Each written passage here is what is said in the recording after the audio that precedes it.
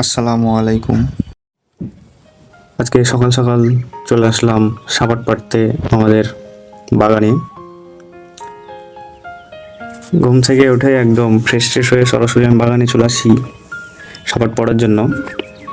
এগুলোর ভালো নাম হচ্ছে সফেদা, তবে আমরা গ্রামের ভাষায় একে সাপাট বলে থাকি। সফেদার ইংরেজি নাম হচ্ছে সাপুল্লা। আপনারা দেখতেই পাচ্ছেন আমাদের কাছে প্রচুর পরিমাণে সাপাট ধরেছে এবং এগুলো অনেক ভালো হয়ে আছে। পশু পাখির আক্রমণ থেকেও এগুলো প্রায় অনেকটা রক্ষা পেয়েছে, যদিও মাঝে মাঝে কাঠবিড়ালি এসে কিছু কিছু খেয়ে নষ্ট করে, এরকমটা খাবে, এটাই স্বাভাবিক। আজকে আমরা জানবো সফেদার উৎপত্তি এবং এর উপকারিতা সম্পর্কে।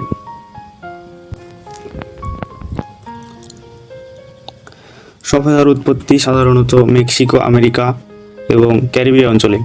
পরে এটি ভারত, বাংলাদেশ, থাইল্যান্ড সহ অনেক দেশে ছড়িয়ে পড়ে। বর্তমানে বাংলাদেশের সফেদা খুব জনপ্রিয় একটি ফল। সফেদা গাছ চিরসবুজ এবং দীর্ঘদিন বেঁচে থাকে। সফেদা খুবই পুষ্টিকর একটি ফল, এতে প্রচুর পরিমাণে ভিটামিন এ, সি, ফাইবার বা আঁশ থাকে। পটাশিয়াম বা প্রাকৃতিক চিনি, গ্লুকোজও থাকে। সফেদা খাওয়ার উপকারিতা হচ্ছে সফেদাতে প্রচুর আঁশ থাকে যা আমাদের হজমে সাহায্য করে এবং কোষ্ঠকাঠিন্য কমায়। সফেদাতে প্রাকৃতিক চিনি থাকার কারণে এটি দ্রুত এনার্জি দেয়।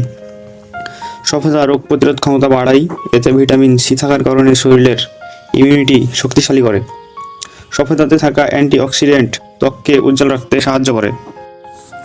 সফেদাতে প্রচুর পটাশিয়াম থাকে যা আমাদের হৃদযন্ত্র ভালো রাখতে সাহায্য করে।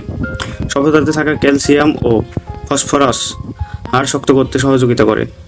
আপনারা অনেকেই হয়তো জানেন সফেদা গাছ থেকে দুধের মতো আঠা বের হয়, আর এই আঠাকে বলা হয় ল্যাটেক্স।